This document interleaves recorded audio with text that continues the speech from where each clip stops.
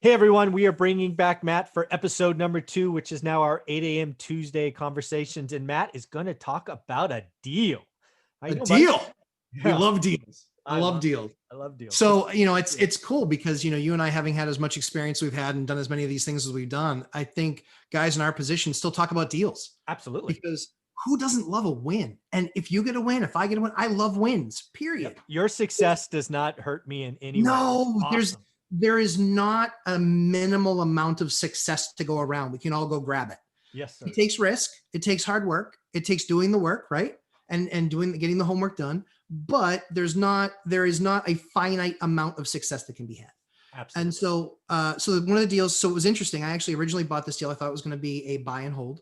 Okay. And with what happened in the market, so I'll give you kind of the numbers so we can kind of talk through those. But I bought, and the other thing too is a lot of people think there's no deals out there, Mike. There's no deals to be had. None. There are deals, I promise. Here's the difference. And Mike, I know you'll appreciate this. So this thing hit the market on a Saturday morning is when it came up in MLS. And oh my God, this is the deal on the MLS? Yes. I love this. Yes, right? So anybody can do these. Anybody can find these. But here's the thing. I'm not going to break my arm, pat myself on the back, but it's because I knew my market that I knew it was a deal. Do the work, learn your market. Do the work. So looking at the deal, it was a single family home with a in-law. Like a converted garage or a full structure? Even better, full structure still attached to the house. Okay. Even had its own separate driveway. Ooh. The house had a 2-car garage. Oh, wow. But the in-law had its own separate driveway around the back. Nice. Separate utilities. Oh, now we're talking. Yep. Separate utilities, separate gas. Nice. So gas, electricity, all that. Probably not water. No, not water. Yeah, because that's the one. Yeah. That's always the one, right? Yep. So what was interesting about it is that this deal went on the market for $250K. Okay, so tell me about the house first. So the main house is what? Main house is 3.1, 3.1.5? 3.3. The main house is a 3.3? Oh, Yep. That's odd. I don't see that out here. 1 story or 2? 2-story. Okay. Basement, or I don't know if that's a thing in New Hampshire. No, so basements are usually a thing in New Hampshire. This one happens to be on a slab, which is kind of rare around here. But it was 3 bedrooms, 3 bathrooms, and it had like an extra living room, and it had chimneys for 2 fireplaces, one off the kitchen, one off the living room. Like 2,200 square feet, something like that? Yeah, it was like right around there. I think the house was around between 19 and 2. Okay, all right. So that's the main. What about the in-law? In-law is a 2-bed. Oh shit.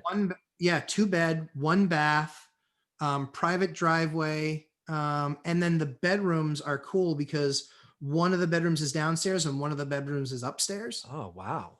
And washer, dryer, gas, the whole 9. 800 square feet, 850. Yeah, I'd say right around there. I'd say probably around 800-900 square feet. Okay. Yep. All right. I'm in now. I get a picture in my head. Okay. Yep.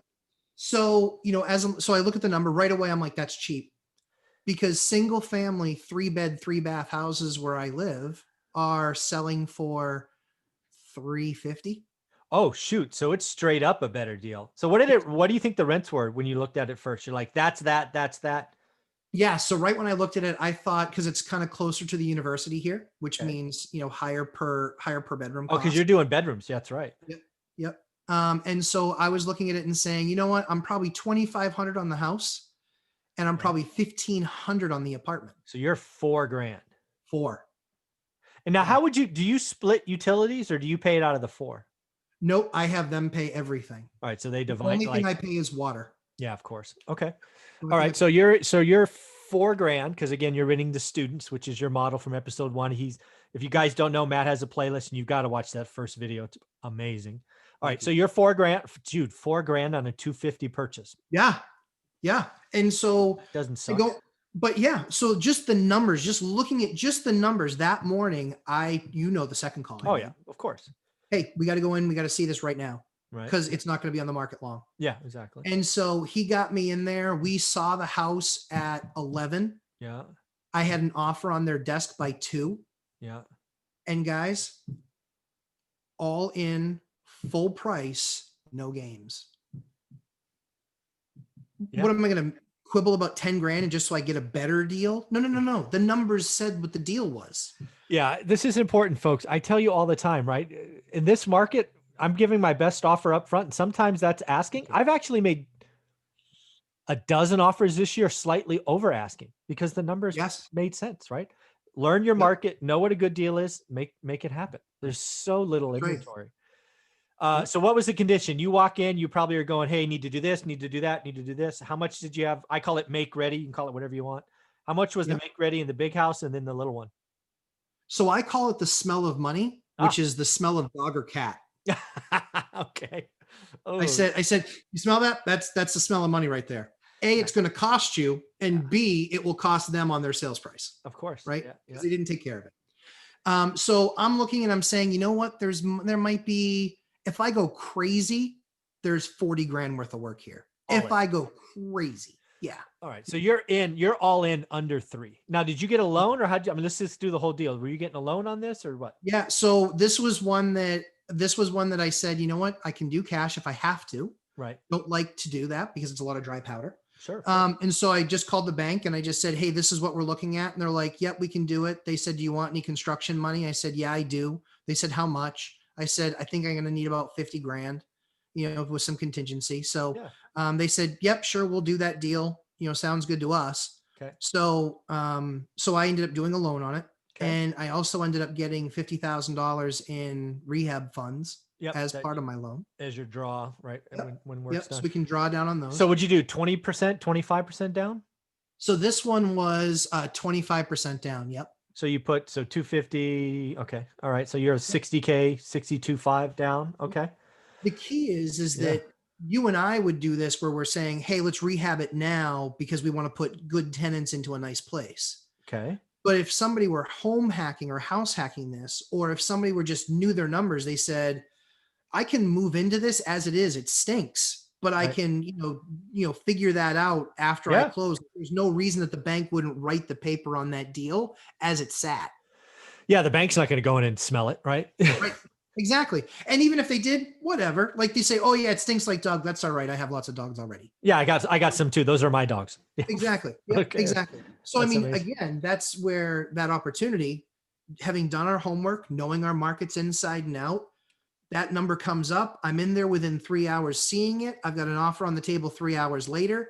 And I leave an expiry on noon the next day. Yeah. 24, adding pressure. Yep. Noon the next day, they get back to us to say offers accepted. There you go. Oh, I like this. So, okay. You go into this initially because you got a loan, you got a construction loan. You're clearly thinking this is a hold. Yep. Right. Yep. That was the initial intention. And now you're like, you know what? Maybe I flip it. Is that what I'm guessing is happening?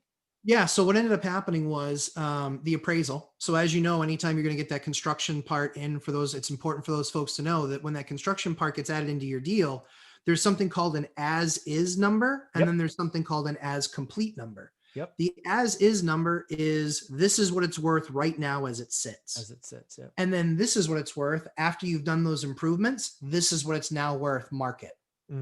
So there's two pieces to that appraisal. That appraisal is a little bit more expensive to do. Sure. But banks need that type of an as is versus as complete appraisal if they're going to give you any construction funds, because they want to make sure that they're not giving you 50 grand that's going to put you underwater. Absolutely. So we got the appraisal back. So this is all a very fresh deal. We got the appraisal back a couple weeks ago, and the appraisal was 290 as is. Okay. So I had $40,000 of instant equity. That doesn't hurt. It was 457 as complete. Fuck. Yeah. Yeah. Wow. Yeah. Well, that's 150 grand. All right. Yeah.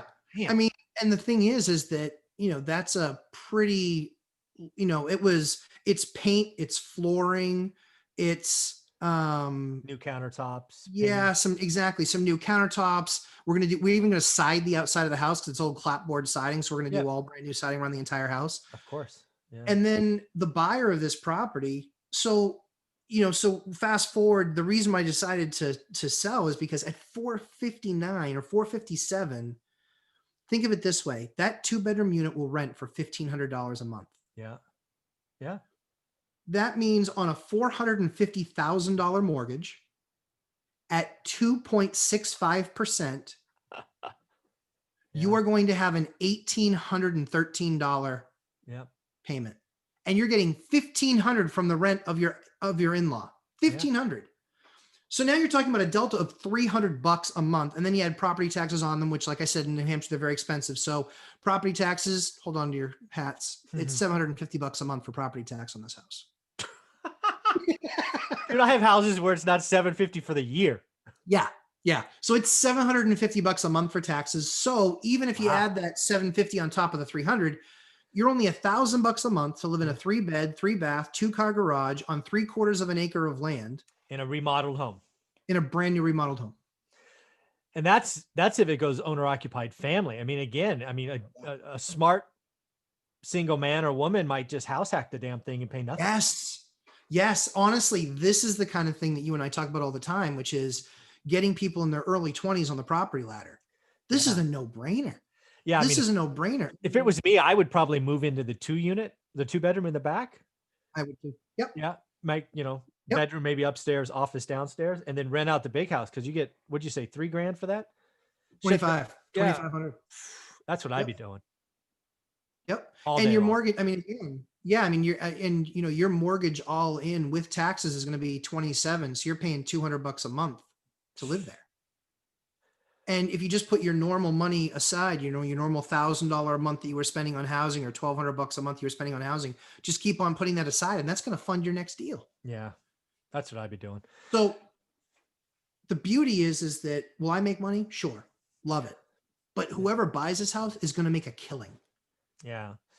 This is amazing. Even at 457, they'll make a killing. Again, learn your market, do the deals, be aggressive. Again, this is my takeaway from this. A, there are deals on the MLS. Yes. Right? People listen to this. B, he knows his market. He's done the work, right? This is what I tell my students all the time. What should I do? What should I do? Do the work, learn your market. And then, be aggressive. And the other thing I want people to realize is you can do deals today, just like Matt did. But I promise you, what I expect to come in April and May is more inventory, and it will be these non-perfect properties. Yep. Please do your work. If you want to have better financial future, do the work now so you're ready in April. Right. Don't just get to April and go, oh my God, inventory tripled. What do I do? You're going to be behind the curve. Yeah. Do the work now. You got to know your market right now, because that stuff is going to come up when you least expect it. I mean, you and I have talked to different guys, and, when foreclosures were happening, 12 years ago, when that happened, they were all of a sudden getting, lists of 50 properties on a Monday that they had to then get into MLS. Yeah. Oh, I know. And I remember. I don't think it's going to be like that, but there's it's that 1,000 hours of preparation overall that meets that moment of opportunity that's going to get you to buy right in the right spot. Yeah, let's just finish this one up. This is what I predict is going to happen. It's not going to be like last time. Because again, I would look every Monday at 9 o'clock. Because why? Because I knew by 9 a.m. the fresh load from the weekend would be put in, and I'd have all my offers done by 5 o'clock on Monday. And then, a year goes by, and then suddenly Wall Street's buying everything at list, and I never see anything again. That's what happened, right? This is what's going to happen this time. The seller's not going to be the bank. We've already talked about it in episode 1. If you missed episode 1, go back and watch it. It's not coming, at least not in quantity. But there are people that have been in their home for 10 years, that painted it, that did new, cabinet handles, that want to upgrade because they are sitting on equity and they want to upgrade. And we've been cooped up for a year and a half, and we don't do that well. So they're going to list their home because they want to be by the golf course or by family or by whatever. There's going to be lots of inventory coming, and it's going to be from owners, and some of them are going to be flexible. I want to go find them. That's right. Yeah. That's right. Very cool, man. Well, this has been a lot of fun. Congrats on your deal. I love talking deals.